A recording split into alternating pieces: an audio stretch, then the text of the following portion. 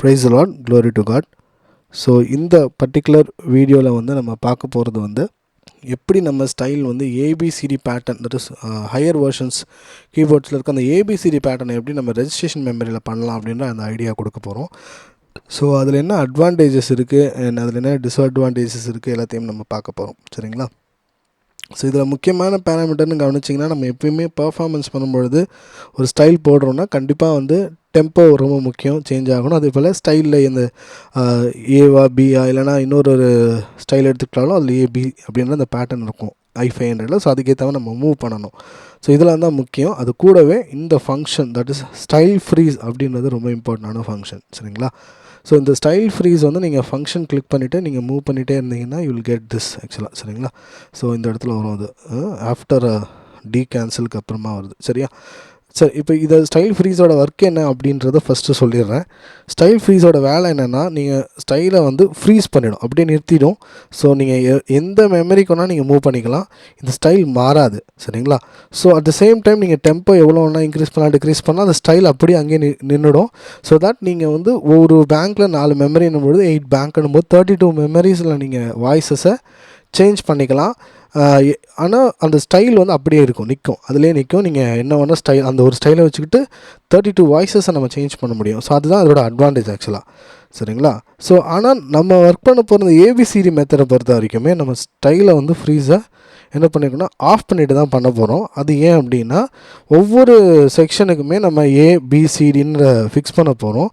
அதை ஃபிக்ஸ் பண்ணும் பொழுது ஸ்டைல் வந்து அதே ஸ்டைலே இருந்தாலுமே அதில் செக்ஷன் ஏபிசிடின்றது மாறப்போகுது. ஆக்சுவலாக வேறு ஒரு ஸ்டைலோடைய இப்போ வந்து ஏபின்றது பாருங்கள், ஏடின்றது நான் ஒரு ஸ்டைல் வச்சுருக்கேன், பிசின்றது ஒரு ஸ்டைல் வச்சுருக்கேன்ல. ஸோ இப்போது ஏன்றது வந்து 1 நம்ம கன்சிடர் பண்ணோம். இது மெயின் ஏ, இது மெயின் பி. இங்கே வந்து நான் டின்னு இங்கே மென்ஷன் ஆகிருக்குல்ல, இதை வந்து நான் 4th போடணும். அடுத்ததில் பிஎன்சின்றது that is 2 and 3. So this is ஏபிசிடின்ற அந்த மெத்தடில் நம்ம சேவ் பண்ணணும். சரி, ஃபர்ஸ்ட் ஸ்டெப் இப்போது மெயின் ஏல இருக்கான்னு பார்த்துக்கோங்க. மெயின் ஏல நம்ம வச்சுட்டோம். அதுக்கப்புறமா அக்கம்பெனி ஆன் பண்ணிக்கோங்க. டெம்போ வந்து 130 இருக்குது. இப்போது பேங்க் பட்டனை ப்ரெஸ் பண்ணிக்கிட்டு, ஸோ நீங்கள் பேங்க்கை பொறுத்த வரைக்குமே ஏதாவது ஒரு பேங்க்கில் நீங்கள் ரொம்ப யூஸ் பண்ணாமல் இருக்கிறீங்கன்னா அந்த பேங்க்கை ஒர்க் பண்ணி பாருங்கள். ஏன்னா ஏதாவது டேட்டாஸ் சேவ் பண்ணி வச்சுருந்தீங்கன்னா அது லாஸ்ட் ஆகிடும். ஸோ கவனமாக புரிஞ்சுக்கோங்க. சரி, இப்போ நான் பேங்க் 1 யூஸ் பண்ணுறதில்ல, அதனால் நான் அப்படியே சேவ் பண்ணுறேன். சரிங்களா? பேங்க்கை ப்ரெஸ் பண்ணிக்கிட்டு இதை கிளிக் பண்ணுறேன். சரிங்களா? ஸோ அடுத்தது அது ஸ்டைலோடைய டின்றது வந்து நமக்கு 4ல் சேவ் பண்ணணும்.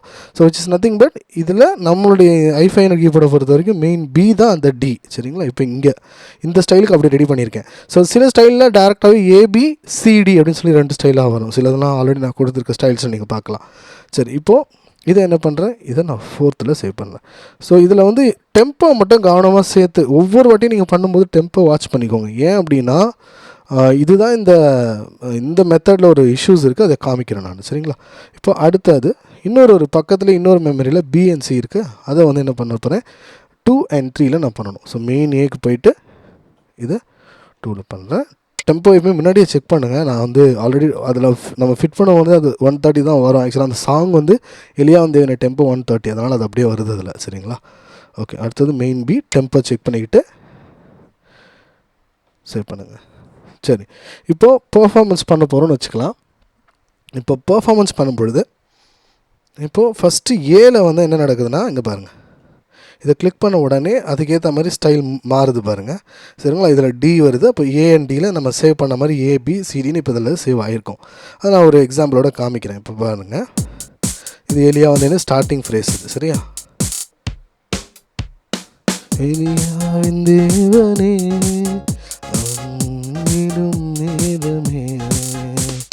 சப்போஸ் இன்னொரு ஃப்ரேஸும் டிக்கு நம்ம போகிறோம். அந்த சாங்கில் அப்படி தான் கொடுத்துருப்பேன். ஏலேருந்து டின்றது போகிற மாதிரி.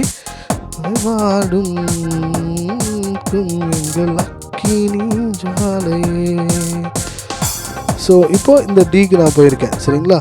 ஸோ அதே போல் இதில் இன்ட்ரோவில் வந்து நம்ம என்ன பண்ணியிருக்கோன்னா, அந்த வேர்ஸ்க்கு போகும்பொழுது ஒரு சின்னதாக ஒரு கேப் கொடுத்துருப்போம். ஸோ இந்த இன்ட்ரோ வந்து 2த்துலேயுமே நான் கொடுத்துருக்கேன். தட் இஸ் 2 ஸ்டைல்லையுமே, இந்த ஸ்டைல்லையும் சரி இன்னொரு ஸ்டைல் கொடுத்துருந்தோம். 2த்துலையும் நான் கொடுத்ததுனால நம்ம மெமரி நீங்கள் சேவ் பண்ணும்போது அந்த இன்ட்ரோ இங்கே சேவ் ஆகி தான் வந்துடும் ஆட்டோமேட்டிக்கலி. இப்போ கவனிங்க, நான் ஒருவன் மாத்திரம் நீந்திருக்கேன். இது முடித்தோடனே நம்ம போனோம். தட் இஸ் நம்பர் 1 கிளிக் பண்ணோம்.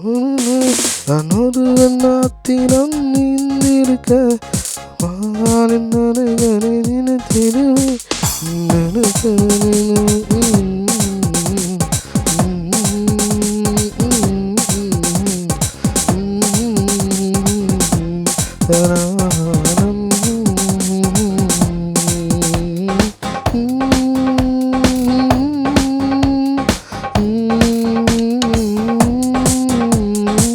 ஸோ இப்போ இதெல்லாம் போயிட்டு இருக்குல்ல. அப்போ அசைவாடும் அக்கினி சாலையே அசைவாடும். சரிங்களா? இப்போ இந்த ஏபிசிடி கரெக்டாக இதில் ஒர்க் ஆகும். இப்போ என்ன டிஸ்அட்வான்டேஜ் மட்டும் காமிக்கிறேன் கவனிங்க. இப்போ ஒரு வேளை இதில் அந்த வர்ஷிப் பண்ணும்போது நம்ம டெம்போ இன்க்ரீஸ் ஆகுதுன்னு வச்சுக்கலாம். இப்போ இதில் டெம்போ வந்து ஒரு ஸ்பீடாக இப்போ நீங்கள் நினைப்பீங்க இதுலேருந்து நான் இன்னொன்று மெமரி கிளிக் பண்ணலாம் அப்படின்னு. மெமரி கிளிக் பண்ண உடனே அதோட டெம்போ 130 கிட்ட போயிடும். ஸோ இந்த பிரச்சனை தான் ஆக்சுவலாக நீங்கள் வந்து ஏபிசிடி மெத்தட் யூஸ் பண்ணும்போது கவனிக்க வேண்டிய விஷயம். ஏன்னா ஏபிசிடி மெத்தடை பொறுத்த வரைக்குமே நீங்கள் டெம்போ ஃபிக்ஸ்டாக தான் யூஸ் பண்ண முடியும். ஸோ மீனிங் என்னென்னா நீங்கள் ஒரே டெம்போவில் வச்சு பெர்ஃபார்மன்ஸ் பண்ணுறதோ இல்லை ஆஃபரிங் சாங் யாரோ பாடுறாங்கன்னா அதெல்லாம் கரெக்டாக போயிடும். நீங்கள் வர்ஷிப்பில் யூஸ் பண்ணும்போது அவங்க கான்ஸ்டண்ட்டாக ஒரே டெம்போவில் மெயின்டைன் பண்ண போகிறாங்கன்னா பரவாயில்ல. பட் வர்ஷிப்பில் அப்படி இருக்காது, டெம்போ அப் அண்ட் டவுன்ஸ் ஆகும். ஸோ அதனால் இந்த மெத்தடை இப்படி யூஸ் பண்ணுறது கஷ்டமாயிடும். பட் வேறு ஒரு ஐடியா நான் இப்போ தரேன். இப்போ கவனிங்க, இது ஃபஸ்ட்டு மெத்தட் வந்து ABCD variations method. So second method வந்து changing the style. So changing the ஸ்டைல்ன்றது நம்ம ஸ்டைலில் கிளிக் பண்ணிட்டோம்னா இங்கே 83 இருக்குங்களா, அதுக்கு நெக்ஸ்ட்டு மெமரியே நீங்கள் வந்து பிசி, தட் இஸ் அது ஒரு ஏபிசிடியாக இருந்துச்சுன்னா அந்த மாதிரி அந்த வேரியேஷன்ஸ் இருக்குல்ல, ரெண்டு வேரியேஷனாக பேக் டு பேக் வச்சுக்கோங்க. அப்போ நீங்கள் என்ன பண்ணலான்னா, இப்போ நீங்கள் வந்து ஏல நீங்கள் ஸ்டார்ட் பண்ணுறீங்கன்னா அதுக்கப்புறமா நீங்கள் ஸ்டைலை வந்து மாற்றிக்கலாம். இங்கே ஸ்டைலை கிளிக் பண்ணிவிட்டு இங்கேயே மாற்றி ஒர்க் பண்ணலாம். ஸோ இப்போ அதை நான் காமிக்கிறேன். பட் இந்த மெத்தட் பண்ணுறதுக்கு முன்னாடி ஸ்டைல் ஃப்ரீஸை வந்து நீங்கள் ஆன் பண்ணிடணும். ஏன்னா இப்போது ஸ்டைல் வந்து நீங்கள் என்ன ஸ்டைலில் இருக்கிறீங்களோ அந்த ஸ்டைல் அப்படியே இருக்கும். நான் ஸ்டைலை கிளிக் பண்ணி சேஞ்ச் பண்ணால் மட்டும்தான் மாறுமே தவிர்த்து ரெஜிஸ்ட்ரேஷன் மெமரியில் ஸ்டைல் சேஞ்ச் ஆகாது. சரியா? ஸோ இப்போ கவனிங்க.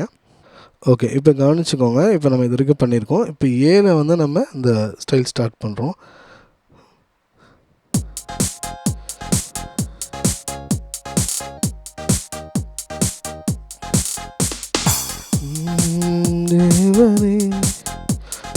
இறங்கி இப்போ டி கிளிக் பண்ண இது டி. ஆக்சுவலாக ஸ்டைல் படி ஏ அண்ட் டிக்கு டேரெக்டாக மூவ் ஆகிடுச்சு. இப்போது இதில் நான் இன்னொரு விஷயம் என்ன பண்ணணும்னா வேறு ஒரு பேட்டர்னுக்குள்ளே போகணும். இது ஸ்டான்ஸாகுள்ளே போயிடுறேன்.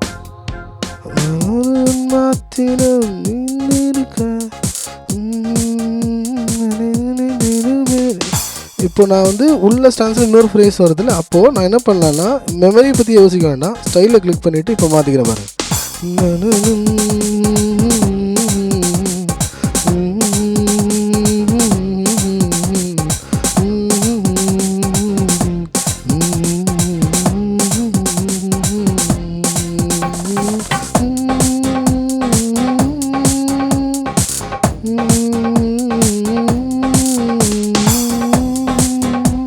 இப்போ இதில் மெயின் பியில் இருக்குது, நல்லா கவனமாக புரிஞ்சுக்கோங்க. இப்போ இதில் மெயின் பியில் இருக்குங்களா, இப்போ நான் ஸ்டைலில் வந்து இப்போ நான் மைனஸ் பண்ணால் அதுக்கு போய்டும் அசைவாடும். இப்போ அதுலேயும் அதே போல் அந்த டியில் கரெக்டாக மெயின் பியில் தான் இப்போ கரெக்டாக ஃபிட் ஆகிடும் அதில்.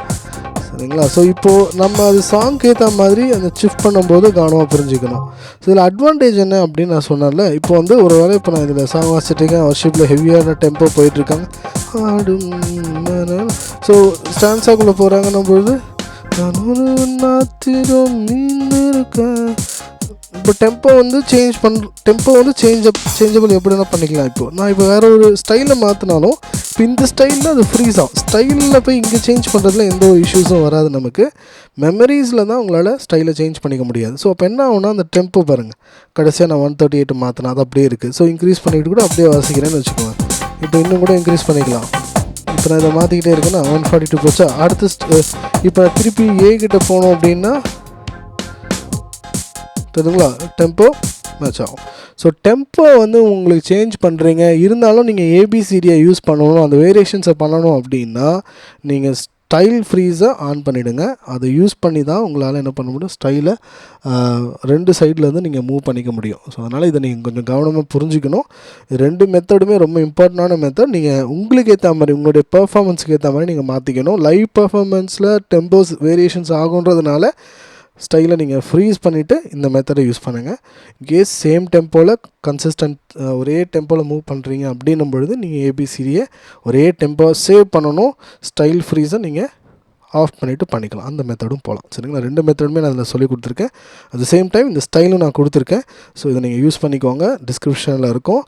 ஸோ நீங்கள் கவனிச்சிங்கன்னா தெரியும், இந்த ஸ்டைல் எல்லாமே வந்து அந்த பேட்டர்ன் கரெக்டாக மூவ் ஆகும். கவனிச்சு பார்த்தீங்கன்னா அந்த கவனிச்சிங்கன்னா தெரியும், அந்த ஹைஹேட் கூட கரெக்டாக அந்த ட்ராப்பி ஹைஹேட்டோட நம்ம டிசைன் பண்ணது ஆக்சுவலாக. ஸோ இது எல்லாமே பெரிய கீபோர்டுக்கு பண்ணது இதில் பண்ணோம்.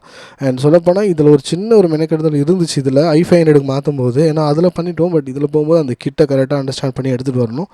ஸோ கர்த்தர் கிருபையால் எல்லாமே முடிச்சிட்டோம். ஸோ இதை யூஸ் பண்ணிவிட்டு உங்களுடைய வியூஸ் அண்ட் கமெண்ட்ஸ் உங்களுக்கு தாங்க. சரிங்களா? God bless you all. Thank you so much.